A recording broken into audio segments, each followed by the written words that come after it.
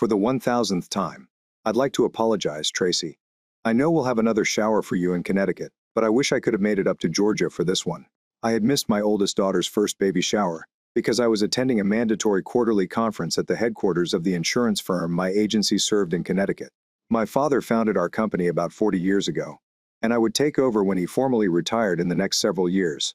And, for the 1000th time, Mama, don't worry. The shower you're hosting in 2 weeks will arrive soon enough. I can't wait to return back to Connecticut and visit all my old buddies. Tracy was zooming me in from her house outside of Atlanta, while my husband Chris was on the phone from our home in Farmington, CT. I was in a Marriott hotel room in Charlotte, North Carolina. We can't wait until you return home. Tracy, how are the meetings coming along? Jilly? Chris wanted to know. As always, there is a lot of wonderful stuff, and I've chosen a few critical ideas to execute over the next quarter. But I don't understand why American Insurance insists on in-person sessions. Meetings can easily be arranged online. The cost reductions for each agency would be significant. They, like most larger corporations, have become entrenched. Tracy's statement, while Chris added that American Insurance must justify the $15 million cost of the training and conference center it erected just before COVID. What are the guys doing this weekend? And why aren't they joining us for our weekly family call? I wanted to know if the lads were at the cabin in Vermont. I spoke with them last night, and they had a small group of friends with them. They intended to walk to the summit of Mount Mansfield today, Chris explained. Being in Vermont does not exempt them from our weekly calls. We installed internet access at the cabin more than a decade ago. This is the third week in a row that they have neglected their family responsibilities. If you won't talk to them, I'll be your guest. It was Chris's swift and unexpectedly sarcastic answer. Before I could respond, Tracy stepped in and asked whether I had anything spectacular planned for the evening. Not a thing, was my response. I ordered a room service dinner shortly before our call. It should arrive within the next few minutes. After dinner, I am going to bed. 4 days of meetings have left me weary. Sweetheart, we'll finish at 11 a.m. tomorrow. Assuming my flight arrives on time, I'll be back in Hartford at 3:40 and home before 5. Your itinerary is hanging on the refrigerator. I know when you'll get home. Chris's response gave me pause. There were 2 snide comments in a row. I chose not to say anything because Tracy was on the phone, but I stored it away and would speak with Chris to clear things up. After I arrived home. I need to get going. My dinner will be delivered shortly. Tracy, I adore you both. We will talk during the week, and I will pick you up from the airport in 2 weeks. Christopher, I'll see you tomorrow. I overheard. See you shortly. From my daughter. And a good night from Chris before both faces vanished from my laptop screen. I'll confess that I was more than a bit irritated when I remembered the numerous I love you statements that had ended every other call in recent memory. Perhaps, the first told myself, as tired as I am. After closing my computer, I stood up, pulled my nightshirt over my head, and flung it on the motel bed. I headed into the bathroom and spent a few minutes applying a little makeup. At 49 with shoulder-length blonde hair and blue eyes, most people would consider me a really lovely woman. Chris keeps calling me a 10. But after 27 years of marriage, he admits that I might have been a 9. We first met at the University of Connecticut during my senior year of undergrad and his third year of law school. But age is coming in, and I'd rate myself a solid 8 and a cougar while standing naked in front of a full-length mirror. I remove the band from my hair and let it trickle down my neck. My hair looks great once I comb it with my fingers and shake my head. I plan to wear a lovely little black dress.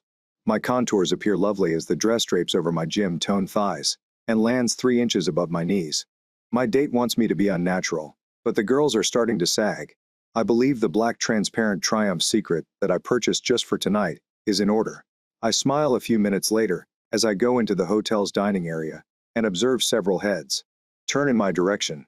Ted is sitting at a corner table by a window on the hotel's 11th floor, looking down toward downtown Charlotte. Ted's smile broadens to a beaming grin as I go past the tables in his direction. Ted Gleason is the son of the proprietor of an insurance agency that serves the Cincinnati, Ohio market. We met 9 years ago at a quarterly corporate meeting and became friends. 2 years later, we slept together. Since then, we've been roommates and love partners at each quarterly gathering. Ted is married with 5 children, all of whom are preteens. Like me, he plans to take over his father's agency when he retires. Ted is not bigger, more attractive, or smarter than my spouse. He is 12 years younger and can recover considerably faster from the birth of his youngest child.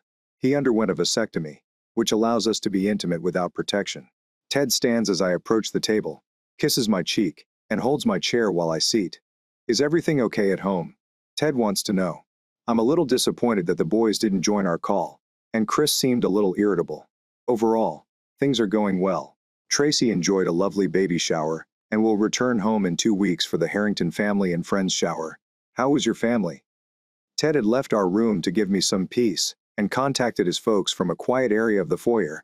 The kids are all happy and delighted. I will be home tomorrow. Lean was angry, but I suspect she was fatigued from caring for the children. Ted finished by nodding toward the glass of red wine in front of me, raising it, and saying, "To another great conference." As our glasses clinked together, a third chair was placed at our table, directly to my right. Looking up, I was so astonished by who I saw that word scrambled in my head. After seeing herself, she exclaimed, "Hello, cheating woman. How was the room service dinner?" Tracy? Yes, that was a question. Despite the fact that I was looking into the face of my extremely pregnant daughter Tracy. "What the hell are you doing here?" Her smirk could not have been more condescending as she responded. "I didn't believe Dad when he told us you were a lying, cheating woman. I needed to come and see for myself." Tracy. Sweetheart. It's not as you imagine. I willed my heart to slow down and focused on regaining my faculties. "Okay, cheating woman, let me tell you what I believe. Let us see if I am wrong. I believe you did nothing but lie during our 38-minute family conversation.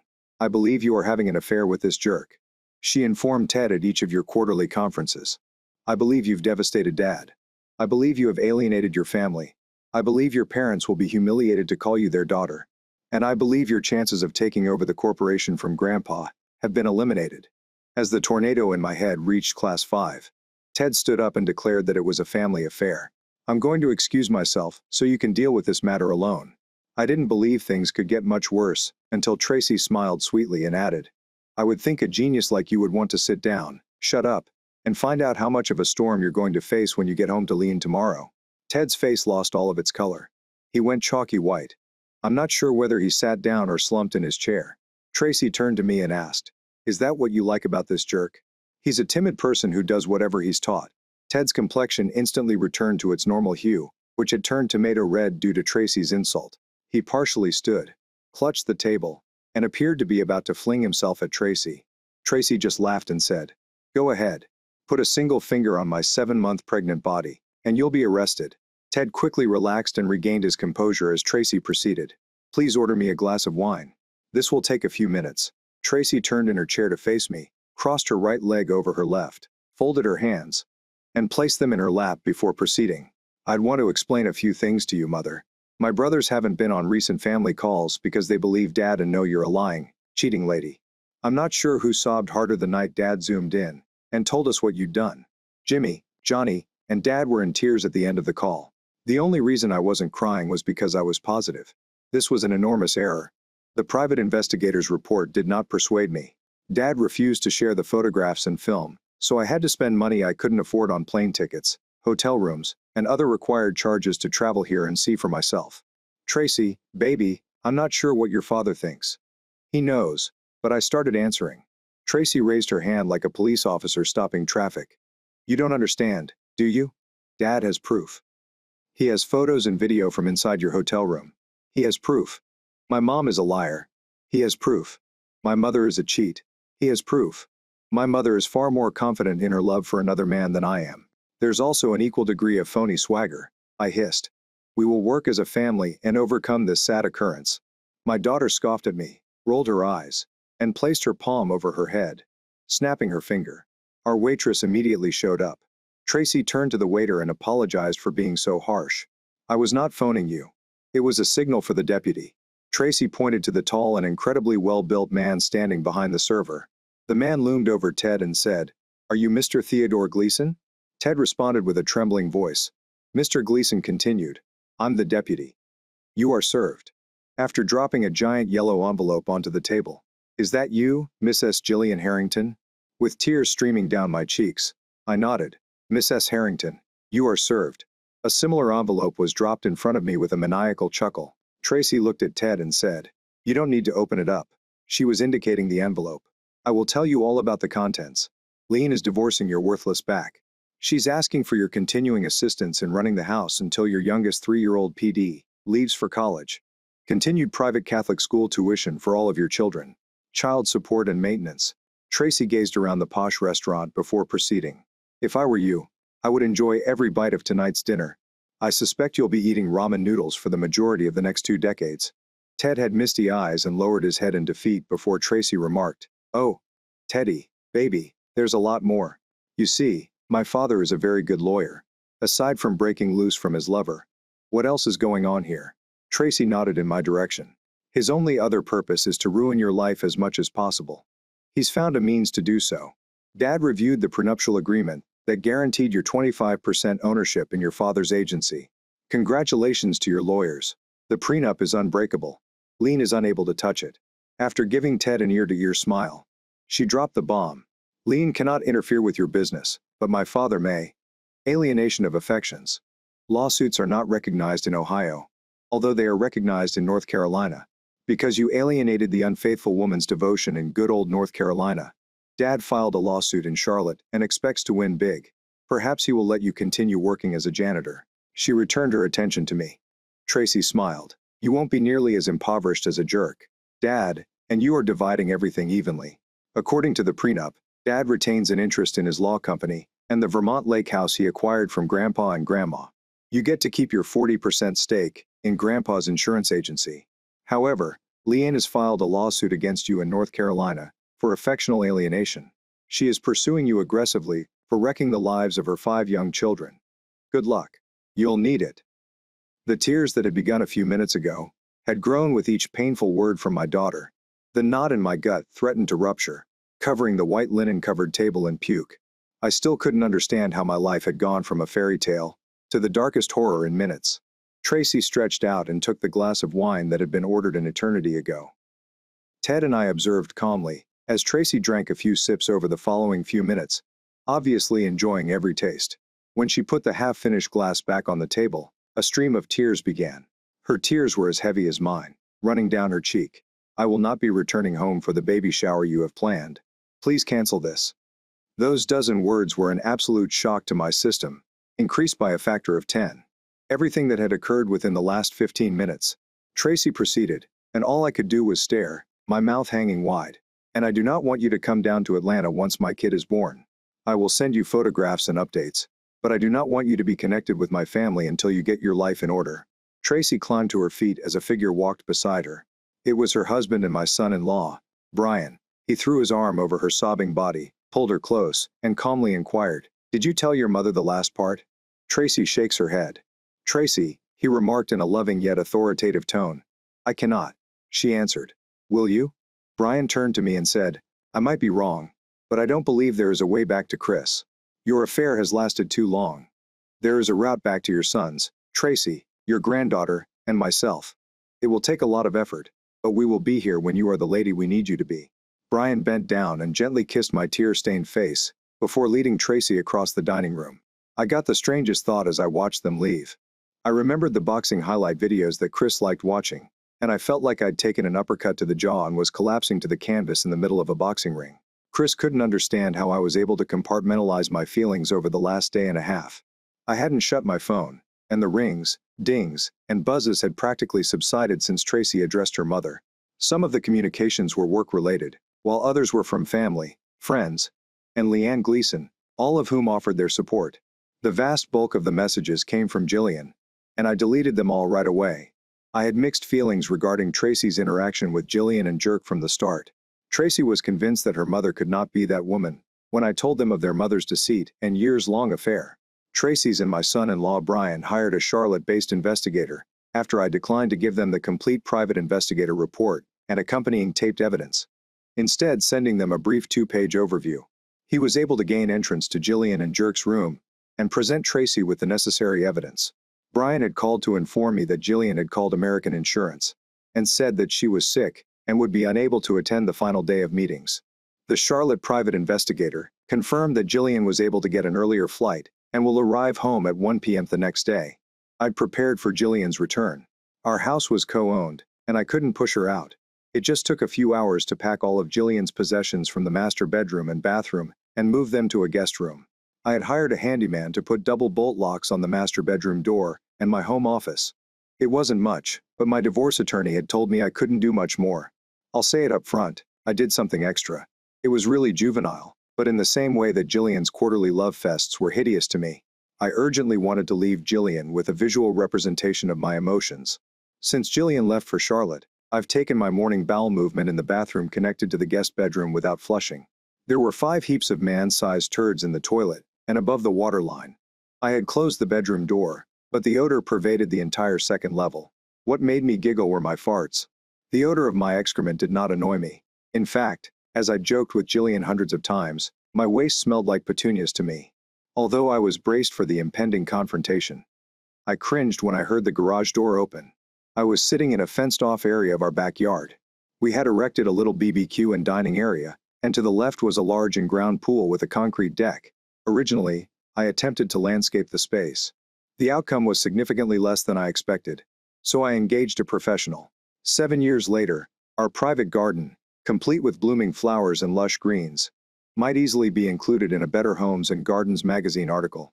Jillian and I were proud to throw outdoor gatherings in the spring, summer, and early fall. Jillian called out many times from inside the house, before opening the slider and walking out. She noticed me sitting at our outdoor dining table and approached, asking, "Can I have a beer too?" Of course I responded. Unlike the previous times she requested, I remained seated and did not offer to pour her drink with a nearly imperceptible huff. Jillian went to the outdoor refrigerator, selected a craft beer, and poured it into a chilled glass. After returning, Jillian sat opposite me, took a sip of beer, and apologized. I observed her face for a few moments. I noticed she had recently touched up her makeup, but it didn't cover her swollen eyes. She had been crying a lot. "What are you sorry for?" I questioned Jillian, who tightened her jaw in frustration before responding. "I'm sorry I hurt you, and I'm devastated that I harmed my relationship with our children." "Liar!" I roared. Her nostrils flared as she leaned on the table and snarled.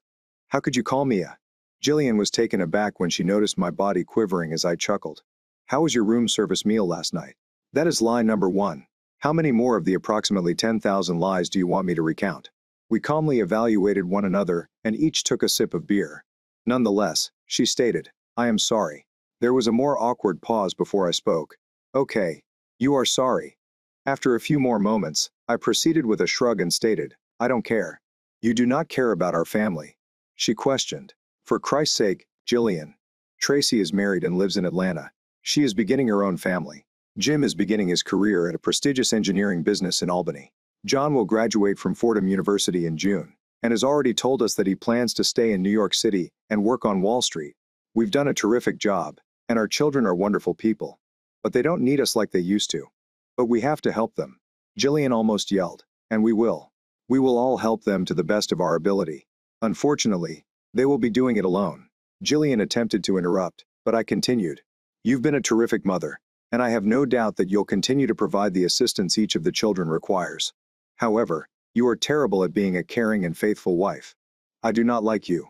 I do not trust you. I do not respect you. I'm going to fight the divorce," she announced. "Of course, you will. You will fight because you are a selfish lady who doesn't care about me." This time, the hush lasted many minutes. We were all buried in our own thoughts. "Why did you incorporate the kids so early on in the process?" Jillian finally asked. "I needed them to produce DNA samples, so I could confirm that I was their biological father." Jillian's eyes almost blew out of her skull. They were so wide, you couldn't believe I'd do it. For the second time, Jillian was unable to complete a sentence. "I know you're a dishonest, cheating lady. I'm just not sure when it started, or how many men you've been with." After another shrug, I said, "And since I don't believe anything you say, I'll never know the answers to those questions. But I am 100% convinced that all 3 children are mine. The paternity tests confirm it." My giggle was completely unexpected, and I leaned across the table toward Jillian. "Just so you know," I told her in my best intimidating tone, "if I'd discovered that any of our children were not mine, you'd be in the trunk of my car right now, and I'd be traveling to Vermont to bury your body in the middle of the woods." My statement startled all of us, but it seemed to amuse my guest as he emerged from our pool.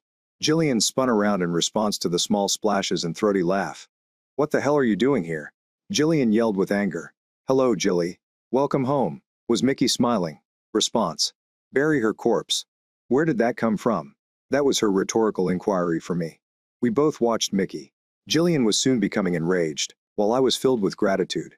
Jillian and Mickey have been great friends since their freshman year at the University of Connecticut. They've been roommates since sophomore year, talk virtually every day, and meet up for coffee, a drink, or a dinner once a week. Mickey had a nursing degree and was currently the director of nursing at Hartford's major hospital. Mickey had divorced her serial cheating husband nearly 4 years before, and Jillian and I had always been there to support her. Both women were taller than average, standing 5 feet 10 inches tall, with attractive looks and bodies that could lure a priest. However, there were significant disparities. Jillian was stunning and curvaceous, whereas Mickey was sleek and athletic. Mickey strolled to the refrigerator, grabbed a drink, and took a few gulps as she sat next to me. "Did you tell him?" Jillian shrieked. Mickey took another long sip before responding. "I'm sad to confess that it took me nearly 2 days to decide to inform Chris and another 2 days to schedule a meeting with him. I am not ashamed to state that I did the right thing by informing my friend about your dishonesty. You traitor. We've been pals for almost 30 years. Well," Mickey sighed. "All wonderful things must come to an end." After a little pause, she added, "I doubt it will make a difference. But Chris was already aware that you were an unfaithful spouse." Jillian's attention shifted back to mine. "Leanne Gleason informed me. It turns out the guy gave her an STD. She was able to pull some strings with family members and obtain the cure without going through official routes. She hired a private investigator and ceased having intimate relations with him. It didn't take long to find your long-term affair, as well as several other brief encounters with married women." Jillian flinched as I proceeded. "Leanne and I maintained contact, and I hired a private investigator. You both attended an overnight industry convention in Washington, D.C. last month. That's where we received the filthy photos and videos for our divorce lawyers. I've been plotting my escape since then. When did you two start your relationship?" Jillian wanted to know. "You worthless pig," Mickey exploded. "Do you know your husband? I have offered." "Oh, God, did I offer? But he has not touched me, and he won't be till after the divorce." Mickey stood and leaned over the table, getting as near to Jillian as possible before stating, "Once the divorce is finalized, I'm going to love him all day, every day until he gets tired of me. And I guarantee you, sister, he will never tire of me." Mickey turned to me, extended her hand, and said, "You promised me lunch." After taking her hand, I took one last look at Jillian. I wanted to go with one final caustic remark, but all I saw in her eyes was pain and defeat. Nobody will be surprised that Jillian finally followed one vow and battled. The divorce-mandated marriage counseling lasted 3 sessions. I took part since it was ordered. When Dr. Cohen virtually begged, "Please tell me one redeeming feature of your marriage," it did not take me long to respond. "We create and raise wonderful children." There were grins all around as I continued. "It's too bad she hates our kids. She devastated our family." That concluded our sessions. After 8 months, our marriage was legally dissolved. I remember moping around the night I got the decree. When I opened the door around 8:15, I heard a knock. Mickey stood on the front porch, clothed in a knee-length raincoat. She hurriedly looked around to ensure my neighbors weren't walking their dogs, then dropped the coat on the porch. Mickey and I became friends over the following many months. The love was amazing. Then something unexpected happened. During my marriage to Jillian, the first regarded her as my best friend. We seemed to lose something in the love, and our close friendship morphed into something other. After 4 or 5 months of a good mood, Mickey called me. "Hey, sweetheart, could you take a beautiful woman out to supper on Friday?" I laughed and responded, "Your wish is my order." There were a few seconds of stillness. I assumed we had been disconnected until Mickey spoke. "I am bringing my older sister. I want you to meet her. Meet your sister. I've known Jan for decades." I heard Mickey sigh before admitting she is ideal for you. "Chris." I heard a nearly silent sob when she was done. This time, the stillness between us lasted much longer. Mickey continued to cry, and I grunted every now and again. Let us all know that the call had not finished. "You are welcome to bring Jan as long as I bring a client. He is wonderful for you." By the time the waiter brought our appetizers to our table, I was deep in conversation with Jan and Mickey. And Kevin was unaware of our presence.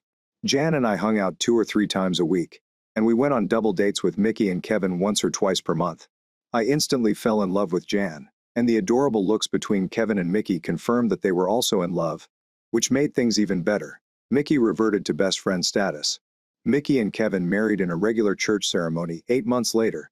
Jan and I followed 6 weeks later, with a considerably more relaxed beach ceremony. We were joined by our 6 children, their families, and a small number of close friends.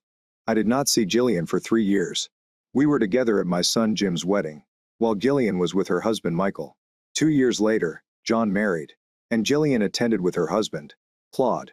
Tragically, Jillian's parents were both murdered in an automobile accident. Jillian's fourth husband, Anthony, said my speech was a wonderful homage to her parents. This concludes today's story. Here's the next story. The illusion was shattered. Hello, honey. I'm home. Mason yelled out as he entered the house. His voice had a familiar warmth. He set his briefcase down near the door and untied his tie. It had been another hard day at work, but he was in good spirits. Camilla emerged from the kitchen with a glass of wine. She wore a silk blouse that shimmered slightly in the kitchen lights. Her broad smile was well practiced, the kind that always seemed to soothe Mason's exhausted thoughts. Long day, sweetie? She questioned, approaching him. Mason said, exhausting, but worthwhile. He moved in to kiss her cheek. We closed the agreement I mentioned to you. The corporation scored a big win. Camilla chuckled gently and brushed a strand of hair behind her ear. That's my hard-working hubby. Always the provider. She raised her glass as a faux toast to success. Mason grabbed a beer from the refrigerator and joined her on the kitchen island. He took a swig and looked at her intently. How was your trip? Camilla took a leisurely drink of wine before responding. It was good. Productive. James is a fast learner. Mason nodded. I'm delighted he's settling into his role. It's a significant change for him. Camilla laid her glass down and leaned against the counter, attentively studying him. It's been beneficial for him to step out of his comfort zone. Mason smiled. Thank you for mentoring him. This means a lot to me. Camilla's countenance did not change, yet there was a flicker of something in her eyes. Mason completely missed this. Later that evening, they sat down on the couch. The TV is set to low. Mason clicked across channels without thinking as Camilla scrolled through her phone. So, what is next for you? Mason inquired, turning to her. Camilla looked up. Another trip is scheduled for next week. Same project. James is going to come along again. Mason nodded, his focus returning to the television. He's fortunate to have you guiding him. I am sure he is learning a lot. Camilla twisted her lips into a little smile. He is. There was a pause. Camilla shifted in her seat and rested her head on Mason's shoulder. You work quite hard. Do you know that? Mason chuckled. Someone needs to keep the lights on. Camilla's fingertips drew aimless patterns across his arm. Sometimes I worry that you are overly focused on your work. Mason frowned slightly, looking at her. What do you mean? She shrugged. Just that you don't make enough time for yourself. For us? Mason sighed. I'm doing it for us, Camilla. For the future. Camilla drew back slightly, her gaze far away. I understand, it's just. She drifted off and shook her head. Never mind. Mason reached for her hand. He spoke to me. What is on your mind? Camilla hesitated, then smiled softly. It is nothing. I am just tired. Let us not ruin a beautiful evening. Mason nodded slowly, but part of him couldn't ignore the feeling that something was wrong. The following morning, Mason left early for a meeting. As he reached for his keys, he returned his gaze to Camilla, who stood in the doorway dressed in her robe. I'll be back about 6, he said. Do you want to have dinner? Camilla grinned. That sounds perfect. Mason kissed her cheek and walked out, the door closing behind him. Camilla's smile vanished. She locked the door and leaned against it. Her look is unreadable. Later that day, Mason sat in his office, reviewing reports. His phone vibrated with a message from James. Hello, dude. Thank you for everything. Camille has been wonderful to deal with. I can't wait for my next vacation. Mason smiled and typed a short reply. Mason was pleased to hear that. She's the finest. He checked the clock as he pressed the send button. Only a few more hours until he could return home and spend the evening with Camilla. But something about the message stuck in his thoughts. He brushed it off and resumed his work. Mason got home that evening to find Camilla had already started preparing dinner. Smells fantastic, he replied, setting down his briefcase. Camilla turned and gave him a nice grin. A little bit unique for us. They ate together, laughing and discussing their day. Everything felt perfect again as they cleared the table. Mason halted. Hey, I was thinking maybe we should go on a trip together. It's just the two of us. No work. Camilla blinked. Caught off guard. A trip? Yeah. We haven't taken a proper holiday in ages. Let's get away for a bit. Camilla hesitated and then nodded. That sounds good. Mason grinned. Great. I will start looking into it. As they finished washing up, Camilla's phone rang on the counter. She took a short glimpse at the screen before flipping it around. Mason observed but didn't say anything. That night, they lay in bed. Mason nodded off to sleep. Camilla lay awake, staring at the ceiling. Her thoughts are elsewhere. Her phone buzzed again, so she gingerly got out of bed to check it. A word from James. James cannot wait to meet you again. Camilla responded instantly. Camilla is quickly becoming impatient as well. She turned back to Mason, who was deep asleep. Her expression altered. A glimmer of shame crossed her face, before it hardened into determination. Mason stirred slightly but did not wake. Camilla crept back into bed. Her back was turned towards him. The cracks were beginning to show, but Mason had not noticed them yet. For him, their lives remained picture perfect. Camilla, on the other hand, was well aware that everything was about to collapse. The dinner table was perfectly arranged, with a bottle of red wine in the center. Mason poured himself another drink. His mind remained absorbed with work. Camilla sat across from him, composed, despite the little tension in the air. Mason raised his glass and exclaimed, "This is nice. It seems like we haven't had supper together in a long time." Camilla flashed a little smile. "It's been hectic. The project is difficult." Mason took a sip while scrutinizing her. "Yes, those excursions with James must be exhausting. You two have spent a lot of time together." Camilla paused for a split second before picking up her fork. "He's learning quickly. I believe it has been beneficial for him to gain hands-on experience." Mason nodded slowly. "How is he adjusting to the business world?" "He isn't used to it." Camilla positioned her fork gently. "He's doing well. Quick learner." Just then, James entered the dining room, grinning. "What is this? A family meal without me?" Mason chuckled. "Grab a plate, James. There is plenty." James poured himself a glass of wine before sitting down. "Thank you, bro. You know, I've learned a lot of talents on these excursions." He smirked as he gazed at Camilla. Camilla's expression remained unchanged, but her fingers tapped the table lightly. "Skills?" Mason asked, raising his eyebrow. James slumped back in his chair. "Yeah, Camilla has been an excellent teacher. I could not have asked for a greater tutor." Mason laughed, missing the heavy undertone. "I'm delighted to hear that. She is the finest at what she does." Camilla offered a pleasant grin. It's been rewarding to watch him grow. The talk moved on to other issues, but the mood remained slightly tense after supper. Mason volunteered to help clean up, but Camilla insisted. "You worked all day. Go relax," she replied, taking the plates. Mason kissed her cheek. "You're too nice to me." James rose up and stretched. "Camilla, the first will help you." Mason made the decision without hesitation. He moved to the living room. He settled into the couch after turning on the TV, and the sounds of the kitchen faded behind him. "I'm feeling content in the kitchen." James leaned close to Camilla. "It was close." Camilla gave him a stern glance. "Maintain a respectful tone in your remarks." "He is not foolish." James grinned. "Relax. He has no idea." Camilla cast a glance toward the living room. He started asking questions. "We need to be more cautious." James leaned against the countertop. "Careful. Where's the pleasure in that?" Camilla shook her head, angry.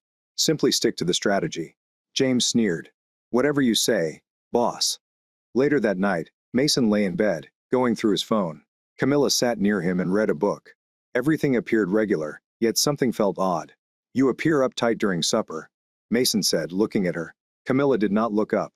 "Just exhausted." "It has been a long week." Mason nodded. "Yeah. You've been traveling extensively. Perhaps we should take the weekend off. It's just the two of us." Camilla grinned briefly. "That sounds good." Mason put his phone on the nightstand. "I mean it. No work, no distractions. It's just us." Camilla closed the book. "I'd enjoy that." They got into bed. But as the night progressed, Mason fell into a light sleep, but Camilla remained awake, her mind elsewhere. Camilla's phone vibrated on her nightstand at midnight. Before taking it up, she checked to see if Mason was sleeping. "James? Are you awake?" Camilla responded instantly. "Camilla? Yes. Is everything okay?" James could not stop thinking about tonight. "I miss you already." Camilla bit her lip and glanced back at Mason. He stirred slightly but did not awaken Camilla. "Stop. James, you are going to get us captured. You're excessively worried. He is clueless." Camilla sighed and put the phone back down. She lay back, staring at the ceiling, her thoughts rushing alongside her. Mason stirred again, murmuring in his sleep. Camilla moved away, her back to him. The next morning, Mason got up early. Camilla was still sleeping. Her phone lay face down on the nightstand. While getting dressed, he observed the screen briefly light up with another message from James. Curiosity flared in his head, but he shrugged it aside. He kissed Camilla's forehead before walking out the door. "See you tonight," he whispered. Camilla muttered something incoherent. Mason drove to work, still half asleep. He couldn't shake the feeling that something was off. He repeated the dinner talk in his head, noting James's arrogant smiles. "Camille provides thorough responses. Maybe I am overthinking it." He murmured to himself, yet the question remained. Mason decided to phone James during lunchtime. "Hello, dude. James responded, sounding joyful. Hey, I just wanted to check in. Is everything good? Yeah. It's all good. Why? Mason paused. No reason. I felt like we hadn't chatted much lately. James laughed. Come on, Mason, you are not becoming nostalgic over me, are you? Mason chuckled. Perhaps a little. It's been lovely having you around. Same here. Camille has been an excellent mentor. There was that tone again. Mason tightened his grasp on the phone. I'm glad to hear it. Anyway, I have to run. Talk later. Sure, take care. As Mason hung up the phone, his mind raced with questions. He couldn't ignore the sensation that James's comments had a deeper meaning. That evening, Mason sat at his desk. He took out his laptop and opened the shared calendar. He studied Camila's travel dates, noting any overlaps with James's timetable. It's surely just a coincidence, he told himself. But the niggling doubt did not go away. Mason chose to wait. He'd observe. He would listen and find out the truth. Mason had spent all day methodically organizing the surprise anniversary meal. The table was laid with their favorite delicacies. Candles burned quietly, and a bunch of red roses rested in the center. He looked at the clock. Camilla was late. When the front door finally opened, Mason's exhilaration had changed into a gnawing uneasiness. Camilla went inside with her hair slightly ruffled. Her lipstick was somewhat smeared. She scarcely glanced at the lovely setting. Camilla. Mason began, his tone calm but strained. We need to talk. Camilla groaned and dropped her purse on the table. Fine. Let us chat. Mason took a long breath, attempting to contain the swirl of emotions within him. I have been noticing stuff. The excursions and late nights. Something is not right. Camilla crossed her arms, a cold smirk spreading across her lips. Tom, you have finally discovered the truth, sweetheart. Mason's heart raced, and his palms sweated. What truth? Camilla took a step closer, her voice cold and sharp. These business excursions I took with your younger brother, James. They were not for work. Mason blinked. Confusion washed over him. What are you saying? Camilla's smile grew. They were our mini romantic honeymoons. He satisfied me more in a week than you ever did in our entire marriage. The words hit Mason like a blow in the gut. His legs felt weak, but he held his ground. You're lying, he muttered, his voice quivering. Just then, James entered from the living room, his customary arrogant grin pasted across his face. He picked an apple off the kitchen counter and ate it slowly, as if he owned the place. You honestly believed she'd be devoted to a loser like you? James teased, leaning comfortably against the doorway. Come on, brother. Wake up. Mason's fists tightened at his sides, his mind whirling with astonishment and wrath. James, you are my brother. How could you do it? James shrugged, his grin never faltering, as I could. And she wanted me. Mason looked at Camilla, his eyes begging. After everything we've gone through. Why? Camilla's expression stiffened. Why? Because you are dull, Mason. Predictable. James is exciting. It makes me feel alive. Mason shook his head, and his voice rose. We created a life together. I loved you. Camilla rolled her eyes. Love is not enough. Not for me. James chuckled and took another bite of the apple. Face it, Mason, you were never enough for her. Mason's jaw constricted as his head reeled. And our family. What about mom and dad? Camilla's sneer reappeared. Oh, they know they're happy for us. They even paid for our flights to London. Mason stared at her, his heart splitting into pieces. London? That's correct, Camilla remarked, her tone haughty. We're beginning a new life there together. Mason's voice lowered to a whisper. Are you leaving me? Camilla made a faux pout. I don't take it too hard. You will move on. Maybe find someone as boring as you. James laughed. Mason was irritated by the sound. Here's the finest part, James murmured, throwing his arm around Camilla's waist. She is pregnant. And it is my baby. Mason staggered backward. The room is spinning. No, that cannot be true. Camilla's eyes glowed with malicious satisfaction. It is. We are starting a family. Something you could never offer me. Mason slapped a hand against his forehead, attempting to stabilize himself. Have you planned this all along? Camilla shrugged. It is not personal, Mason. It is just life. Mason's rage erupted, and it was not personal. You ruined our marriage. You deceived me with my own brother. James stepped forward. His expression became serious for the first time. Mason, you have two options. Accept it and move on, or continue to whine. Either way, we're leaving. Mason's fist trembled. Do you think you could just walk away from this for me? Camilla, grab her purse. We already have. The tickets are reserved. Our flight leaves tomorrow. James offered a faux salute. See you around, bro. Mason stood motionless, his thoughts replaying Camilla's words over. The room felt suffocating, but he could not move. His wife, the woman he had loved for years, and his brother had recently destroyed all he believed in. Camilla looked at James, who offered her a wink. "I believe it went well," James added, breaking the stillness. He picked up an apple from the fruit bowl and ate it nonchalantly, as if nothing significant had happened. Mason tightened his fists and kept silent. "Mason," Camilla said, her tone disdainful. "You will be all right. You always are. You are resilient. That's something I admired about you." Mason eventually found his voice low and strained. "Admired?" Camilla shrugged. "We had a nice run, didn't we? But people change." James chuckled. "Come on, bro, don't be too dramatic. You will move on. Maybe you'll even thank us someday." Mason's eyes narrowed as he looked at his brother. "Thank you." "Yeah." James grinned. "You've been locked in this monotonous life. You are now free. You are free to discover someone who genuinely appreciates you." Mason's jaws constricted. "Do you believe you are doing me a favor?"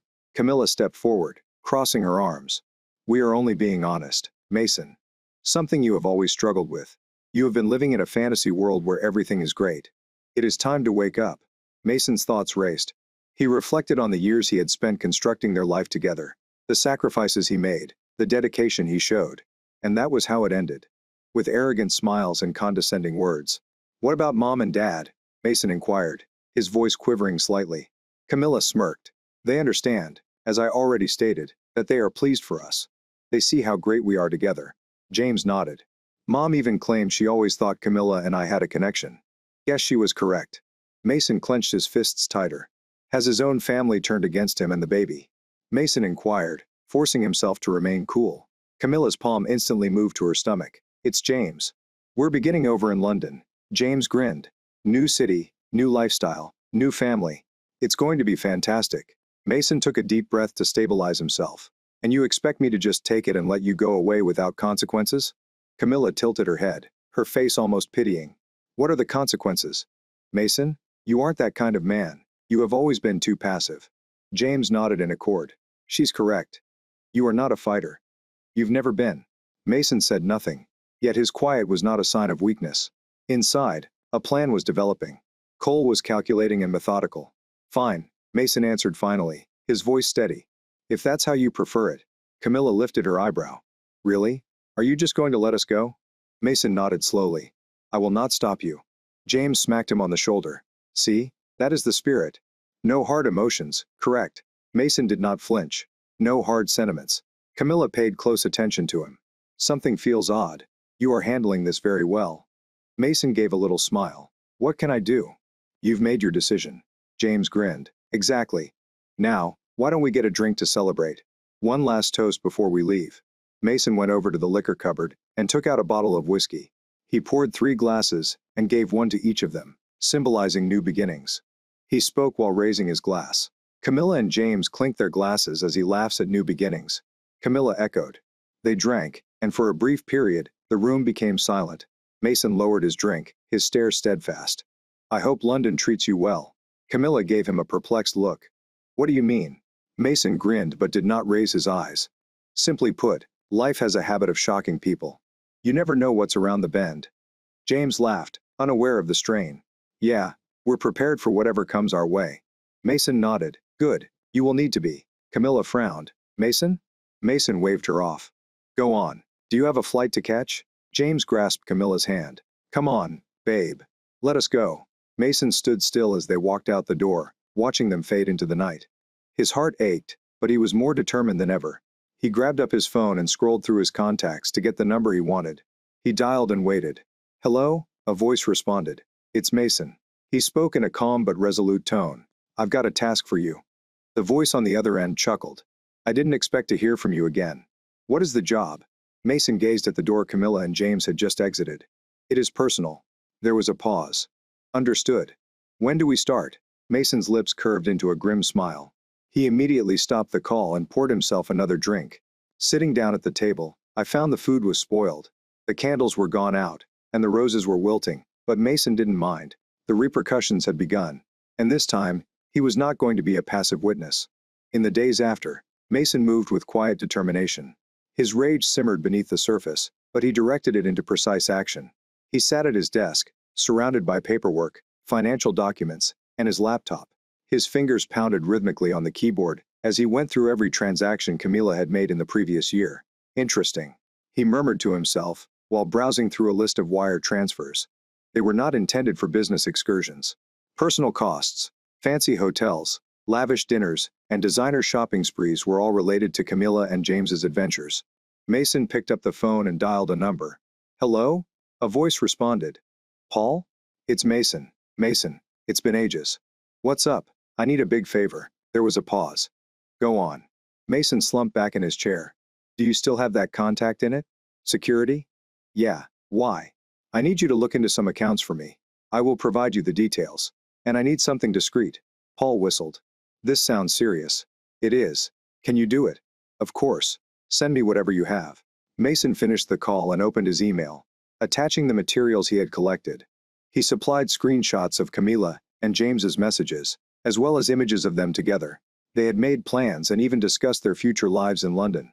Every piece of evidence strengthened his resolve. A few days later, Paul called again. "You were correct," Paul said. "There's a lot happening behind the scenes. Offshore accounts, hidden assets. Camille had been planning for this transfer for months." Mason nodded at himself. "I suspected as much." Paul paused. "Mason, what are you going to do?" "Level the playing field." That evening, Mason sat at the dining table, where his marriage had ended. He opened his laptop and started writing emails to various people, including lawyers, business associates, and his parents. Each message was carefully crafted, outlining the betrayal and presenting proof of Camilla and James' deception. He paused before sending the email to his parents. The betrayal grew deeper as they realized they had supported Camilla and James's love, but needed to know the truth. With a deep breath, he pressed send. The next morning, his phone buzzed nonstop. Mason heard his mother's voice shake. "What exactly is going on here?" "It's the truth," Mason stated gently. "You were familiar with Camilla and James. You backed them. We didn't realize it was like this. We thought." "What did you think?" "That it was acceptable for my wife and brother to abandon me." His mother remained mute. Mason continued, "I'm done being the fool. I have already started the legal process. Camilla will not receive a cent from me." Later that day, Mason met with his attorney, Renly. "This is quite the case," Renly stated, looking through the documents Mason had provided. "You've finished your homework. I want things addressed quickly. There are no loose ends." Renly nodded. "We can seek a divorce on the basis of adultery. Given the data you have, it should be obvious. Regarding the financial side, we will freeze the accounts. She has access and cannot touch your assets." Mason grinned slightly. "Good." Renly closed the file. "What about the baby?" "It is not mine," Mason replied harshly. "That is on them." Mason spent the next week unraveling Camilla's and James's intentions.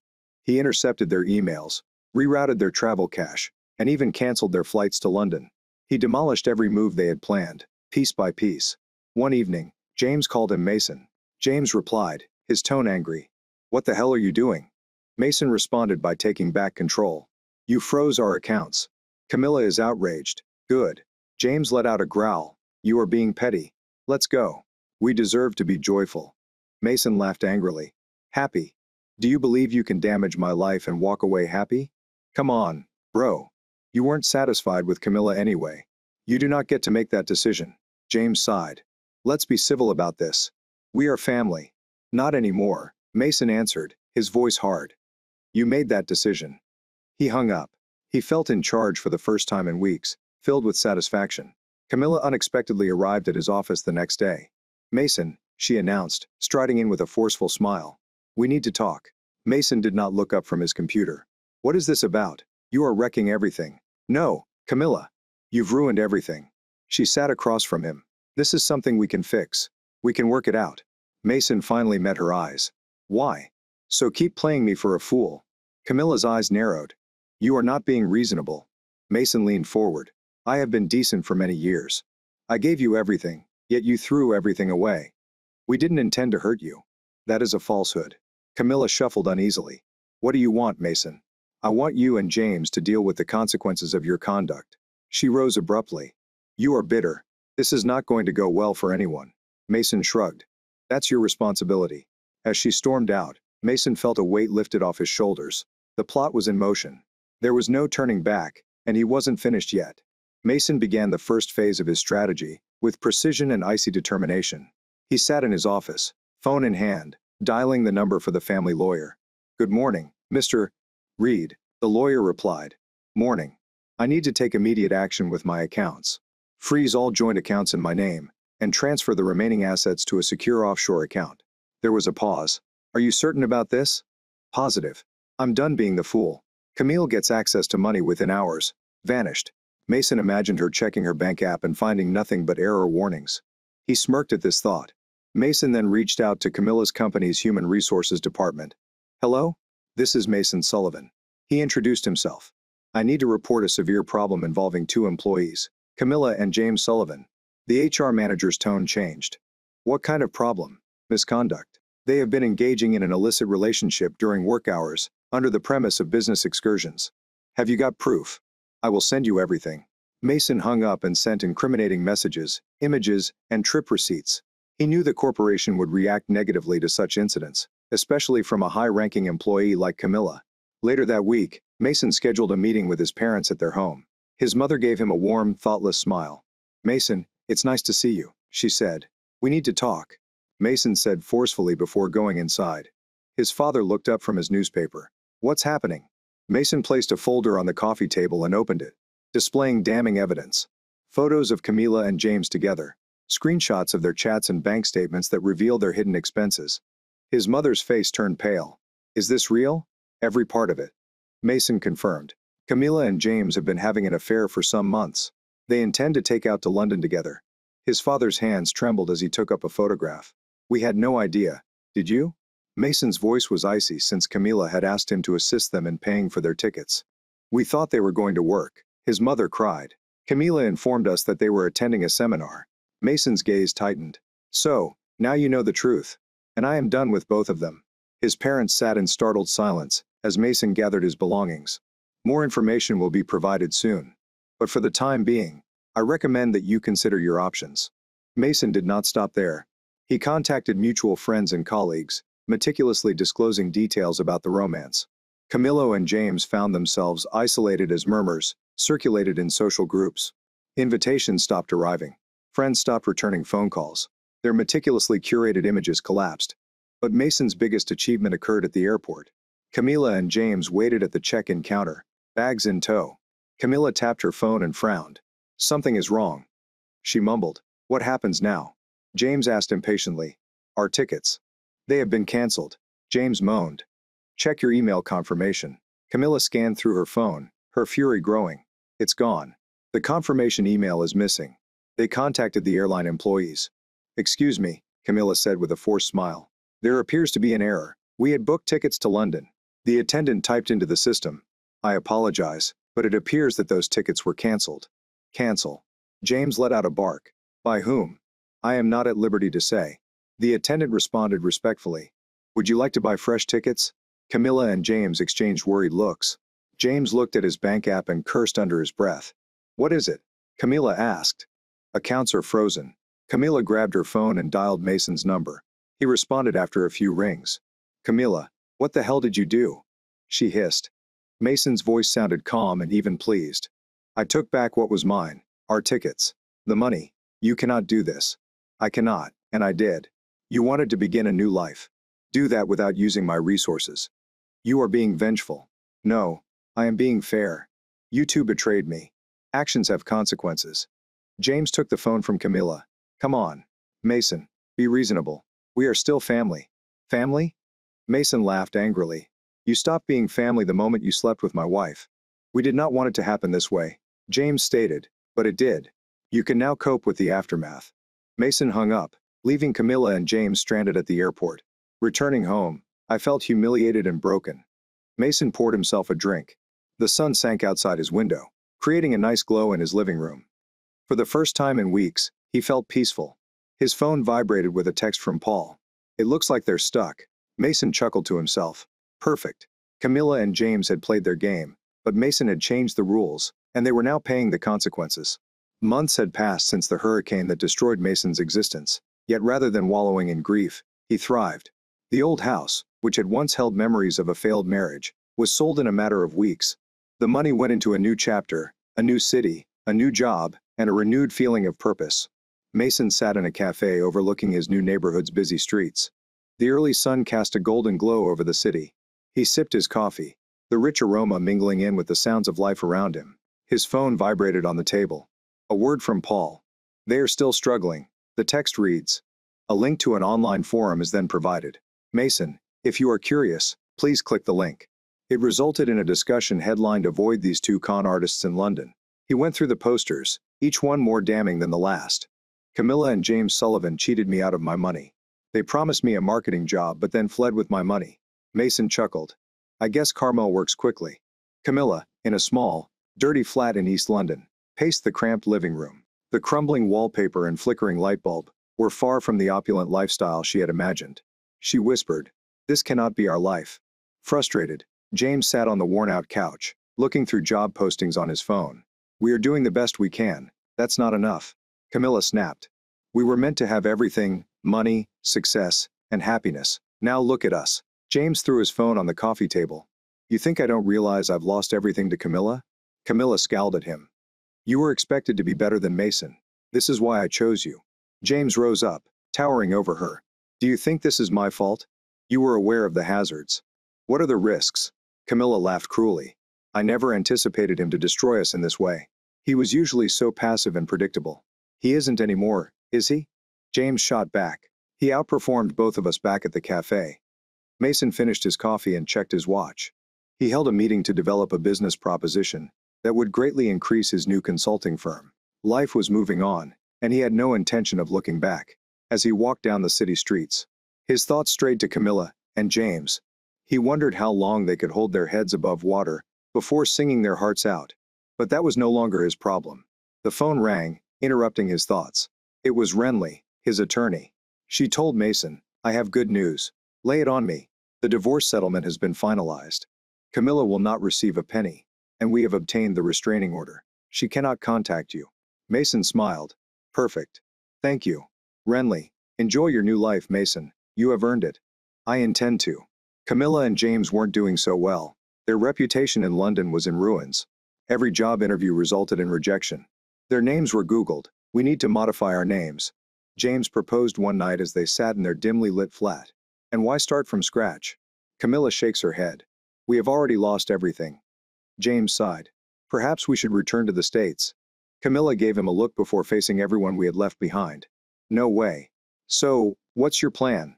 I do not know. Camilla admits to melting into the couch. I just know I can't continue living like that way. James touched his cheek. Exhaustion was engraved upon his features. We made an error. Camilla did not respond. The truth hung heavily in the air. They gambled everything and lost. Mason, on the other hand, thrived. His business grew swiftly, gaining high-profile clients who valued his rigorous attention to detail. His evenings were no longer spent worrying over betrayal, but rather enjoying the results of his hard labor. One evening, as he sat on his balcony admiring the city's skyline, his phone buzzed again. This time, the message came from an unknown number. Mason, this is Camilla. Please, let's discuss. He stared at the message for a time before deleting it without hesitation. The past has no bearing on his future. A few minutes later, another message arrived. This one came from James Mason. I apologize. We are in a grave situation. Please help us. Mason set down his phone and shook his head. They made their decisions. Now they had to deal with the repercussions. Back in London, Camilla and James sat quietly. Their phones stayed silent. There were no responses from Mason. We are screwed, James murmured. Camilla nodded. Tears welled in her eyes. We screwed ourselves. James stood up and grabbed his coat. I need to get some air. Camilla stared at the empty room as he went, horrified by their decisions that had brought them here. Mason, meantime, had progressed in every way. He joined a nearby gym, pursued new interests, and even began dating again. His life was not ideal, but it was his own, devoid of deception and betrayal. He made a toast to new beginnings with his friends one night while out. Mason replied, raising his glass. His pals clinked their glasses in agreement to leave the past behind. Mason smiled. The weight of treachery no longer bothered him. After all, revenge was a dish best served cold, and Mason had done it masterfully.